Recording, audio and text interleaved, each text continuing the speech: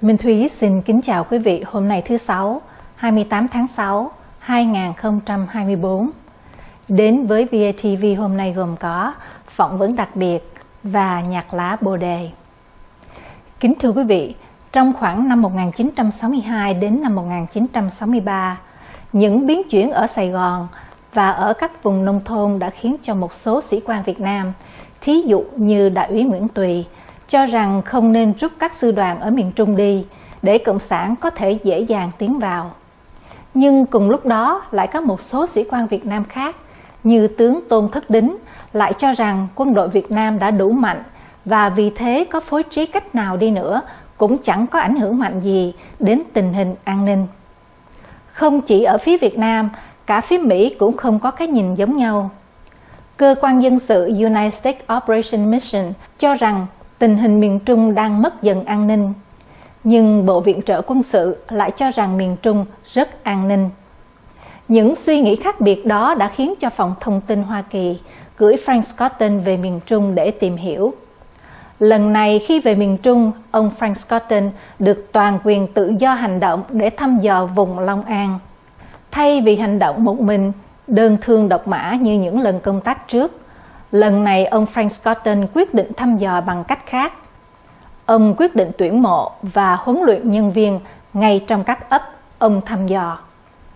Dưới sự chỉ huy của Scotton, 3 toán, mỗi toán khoảng 7-8 người, sẽ tản ra để thăm dò 3 ấp khác nhau. Sau khi thăm dò tình hình ban ngày, ban đêm 3 toán sẽ họp lại để cùng nghỉ đêm, mỗi đêm ở một địa điểm khác nhau. Những địa điểm này cũng nằm trong số 3 ấp thăm dò.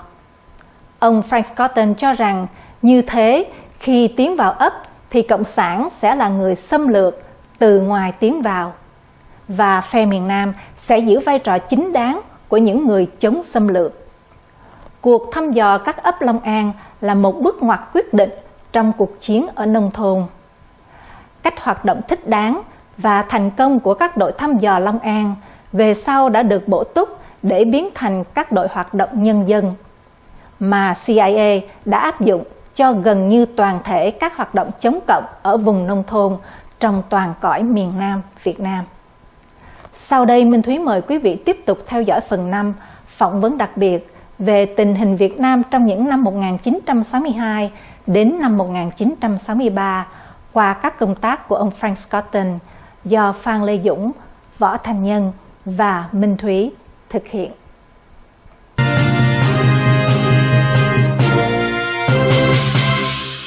But the Vietnamese, do you think the Vietnamese sees the problem, or do they see the problem and have to do it because there's an order from the central government, or do they not see these things just like the American? I thought that some Vietnamese saw the problem. I thought that Captain Thuy, for example, who commanded that 4th Independent Company, I thought he definitely saw it. I thought that Tran Van Hai, later police director and then finally 7th Division commander, where he committed suicide, 1975.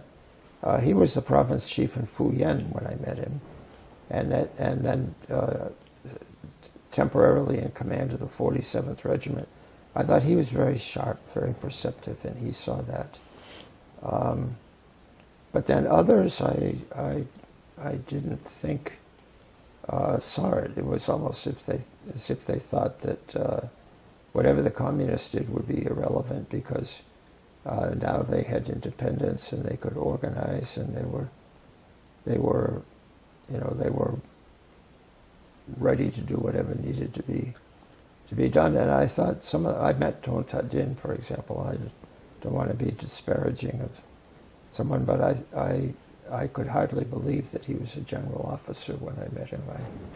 I thought he was. And that was at the time you were only 22 something, and this your perception by then that he was very incompetent, so say. Yeah. Well, let me mention quickly something else.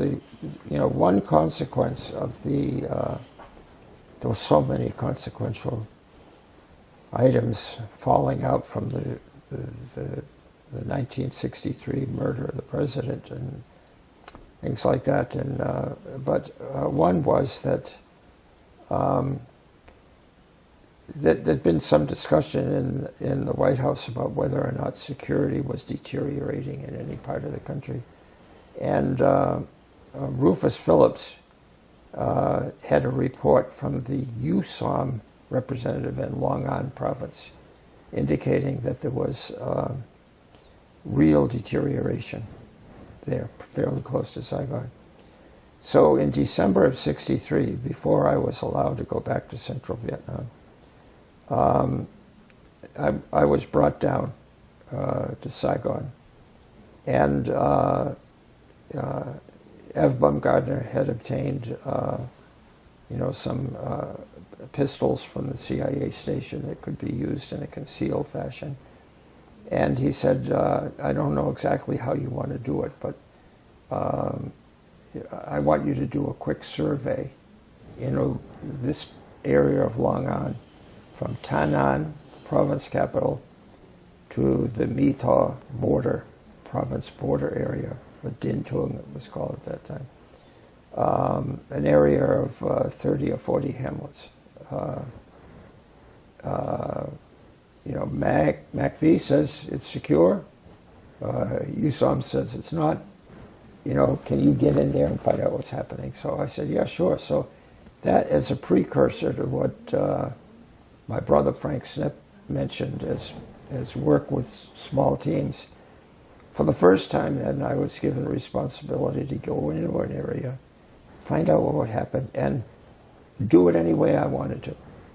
So I organized 3 teams and equipped them and everything and said, okay, we'll go in here, talk with someone from every family in a hamlet. And we'll work in 3 adjoining hamlets at the same time. And at nighttime, we'll regroup into one of those 3 hamlets, so that we'll have maybe 20, 24 people for nighttime defense. In the daytime, you'll be back out with 6 or 8 people in a team. And here are the basic questions I want you to ask to find out. I want you to develop a history. What has happened in that hamlet? What do the people think is the most important thing in their lives? What we did find over a roughly 3-week period is that Rufus Phillips and USOM representative had been correct. There was tremendous deterioration in that area. The communists, led by a woman fighter, were ascendant. The front barbed wire sections of all the so-called strategic hamlets had been retained, but the side and rear portions of the defensive works were all gone.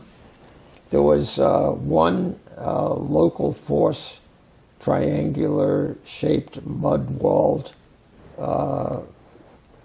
fort representing the government, flying the government flag.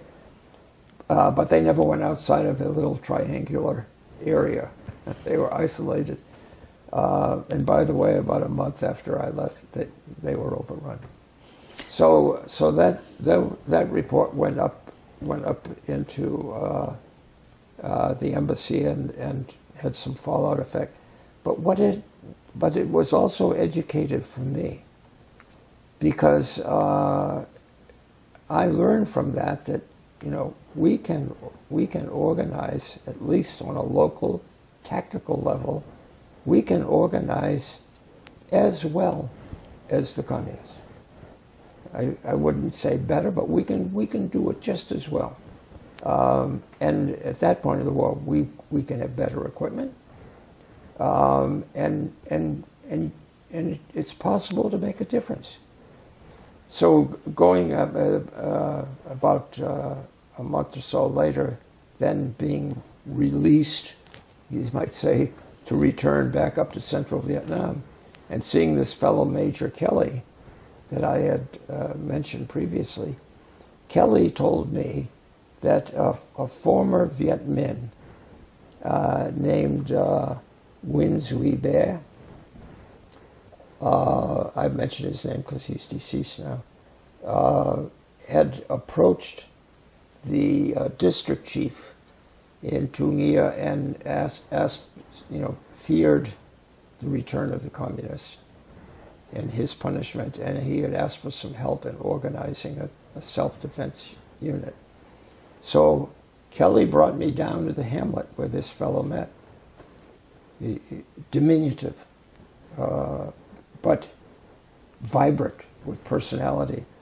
And I wanted to meet him because I didn't want to just sign off on, okay, I'm going to go to friends in Special Forces and the CIA station and ask for weapons and, you know, a supplement for meals during training and things. And then I find out the guy's a bum.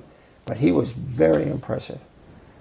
And so that was the start of a local self-defense force that, according to the concept that we worked up together, Winsby Bear, Major Kelly, and myself, would be mobile at that point within a district area, never going beyond that district, but mobile within that district, working, as I had done in Long Island Province, working during the daytime, maybe in 3 different adjoining hamlets.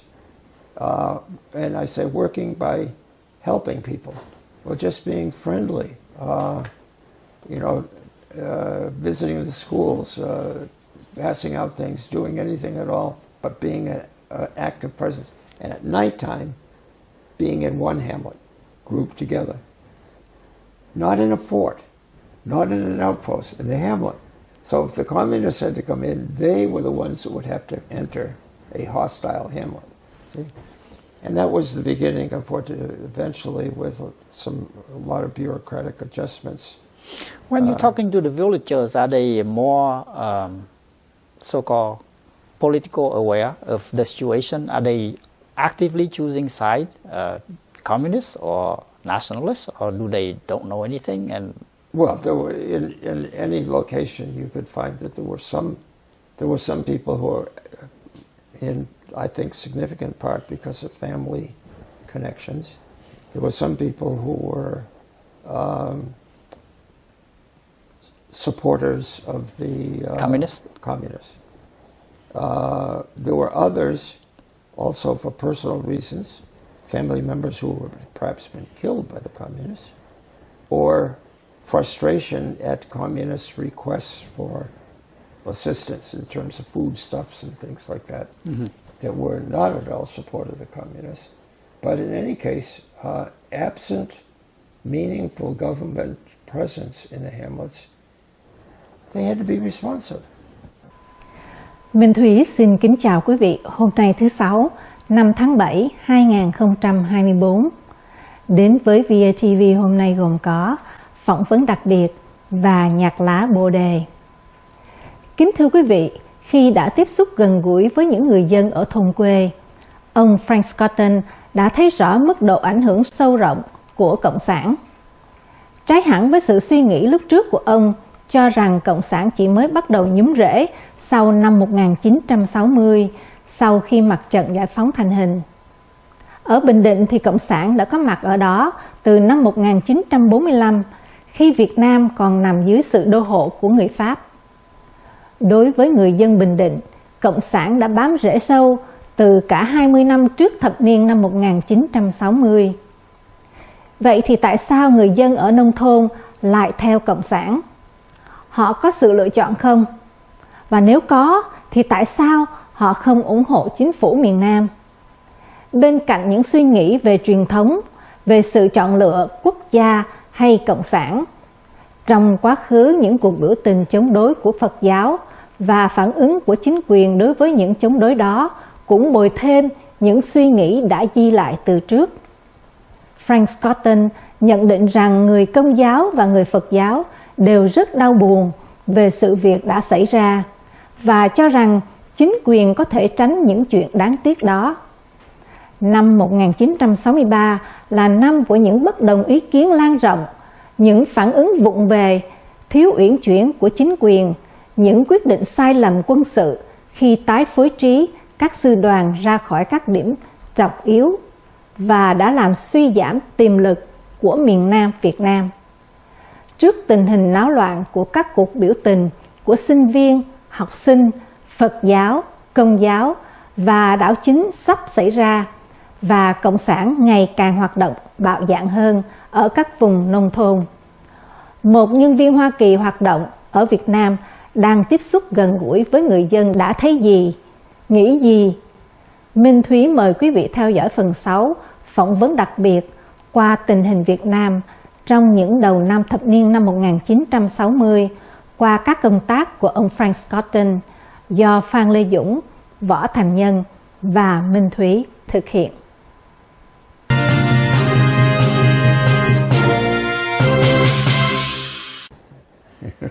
So actually, they don't have a political awareness of whatever. It seems like they are making the decision based on the historical thing that their family are doing. It's whether the communists or nationalists. Now, in some areas, like in Kinwa, where I had zero experience, but Tran Kop Chau used to talk to me about it. He said in some areas, from 1940 onward, roughly, there had been, to a certain degree, off and on communist governance in some few local areas, and that was the case, I know, in Bin Din and Fuyan and Quang Ai too. So some people were offended by that, but for other people, my landlord, for example, he said that during that period of the war against the French, the postal system, that was a Viet Minh postal system. Yes. If a road needed repaired, yes, the Viet Minh organized people to repair the road, all those kinds of things. And he said, some people don't like that, but he said some people still respect it. And he was never very clear with me which group he might be in, but he was very supportive of me and very, very helpful. And when you talk about that specific landlord, how does he feel about the government side as versus the communist side? He's living right at the border. He was a pretty intelligent fellow.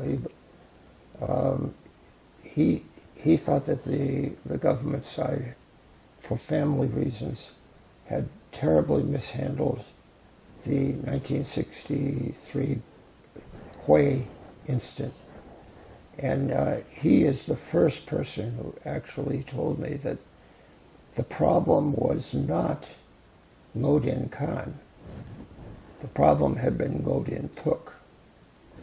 Because he said Ngo Dinh Thuc, the archbishop, had been made archbishop in Hue, and it had been celebrated with Vatican flags and things. I forget exactly when, but he said several days before the Buddha birthday holiday. Yes. And the Buddhists were offended because they were not allowed to fly their flags, and Ngo Dinh Thuc, he said, more than Ngo Dinh Khan, had pushed for a heavy police response. I thought that was all, educative for me. Not terribly helpful in the end because nobody. So that seems to me like those are internal issues rather than between the nationalists and the communists. We've been talking about these things. Yeah, but I think it made it more difficult for the nationalists to deal with the communists. See, the communists, generally speaking, presented a united front, even though there might be internal frictions with respect to personalities or difference of opinion, but they were, relatively speaking, a more united front, I think. Whereas the non-communists, I think, were unfortunately fractured. Now, with time, maybe it could have been ameliorated, if not reduced to irrelevancy, but we ran out of time. See, and just as the people in Vietnam had had difference of opinions, on the American side also, we were relatively fractured. You're talking about the American. On the American side, yeah, I think that we didn't have the kind of pulling together that we needed, and some of the Americans who I think were capable of doing that. I think Rufus Phillips certainly did. For example, I mean, he had institutional loyalty and regard, but Rufus wanted to get people to work together. There